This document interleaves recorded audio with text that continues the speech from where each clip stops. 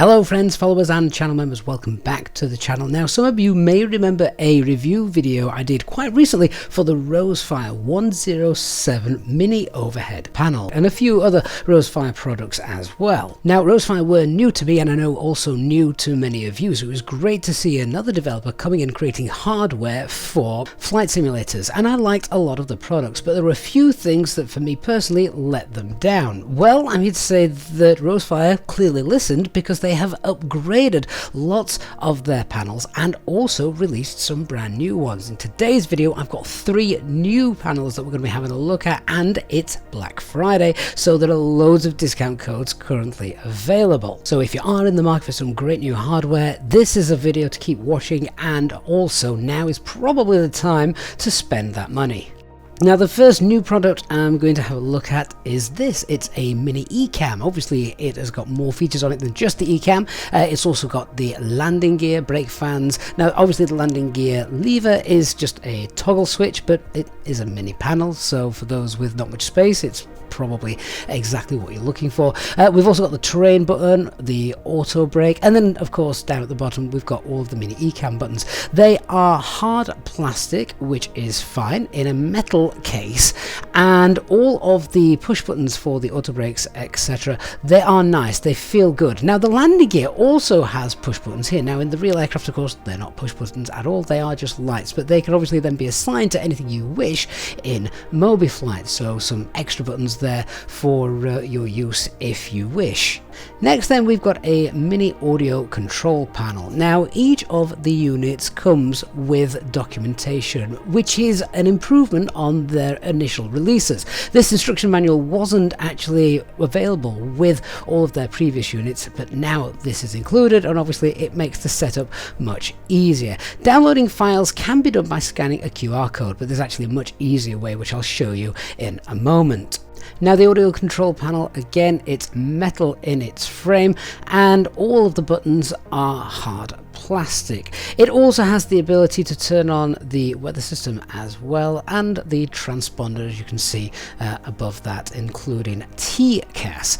So hard plastic buttons, and the twist dials also very firm. They're not loose, you're not going to sort of knock those by mistake, and the rotary dial as well for the radio tuning. Both of these very solid, so both the top one and the bottom one, again solid, so you're not going to just easily knock them, which of course is really nice. And with the dial on the top left, you can use that to obviously increase the backlighting.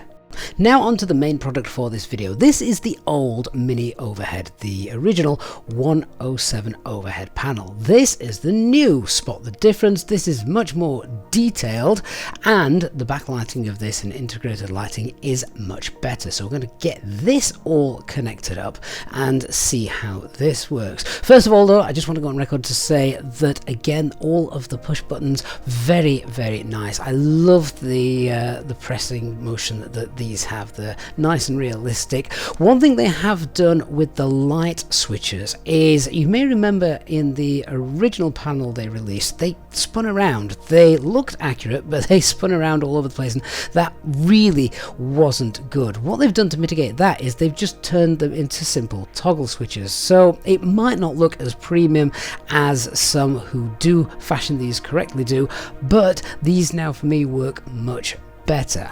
And this is also quite a solid unit. It's full metal casing, Visa mounts on the back, as you can see. So let's go and get this hooked up, installed using MobiFlight.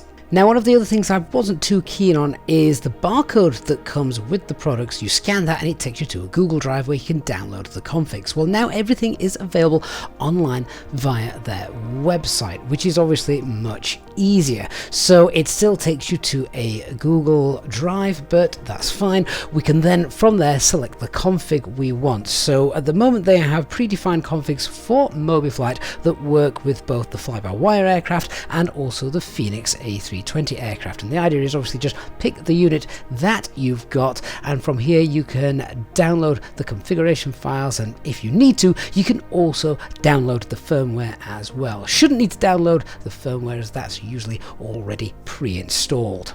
Once your units are connected to your PC via USB cable, these are also included in the packaging, then MobiFlight should recognize the units that you've got. And you can see I've got all 3 set up here, and import the configuration files that I've downloaded from their website via the Google Drive options, and then now we can simply hit test and we're good to go. Everything's lighting up, it's all connected. Let's jump into the sim and check to make sure that works. Now I'm testing this in Microsoft Flight Simulator 2024 in the Fenix A320 aircraft, so I'm going to press run, and I would expect then everything to just start lighting up as it is in the flight deck in the sim to match up with what I see lights-wise on the hardware. And as you can see, it works and powers up as expected. We hit the external power button and all the overhead panel lights up. Now I'm not going to go through every single button, dial and switch to make sure it works, but of course, as you can see from everything, it's all linked up, and I can say I did play with everything, and yes, it all works because it's that easy within MobiFlight. There was a couple of configuration issues with regards to some of the fuel pumps. You had to press and hold in order to get it to turn off, but that's something that the configuration file may not be quite right. You can go to MobiFlight and you can obviously alter that so it should work more like a push button rather than having to hold it to get it to work. The radio panel of course works. You can see we're changing the frequency here down below, and also you can select your VHF, intercom, that sort of thing. You can also turn up the volume for the VHF 1-2 comms channel.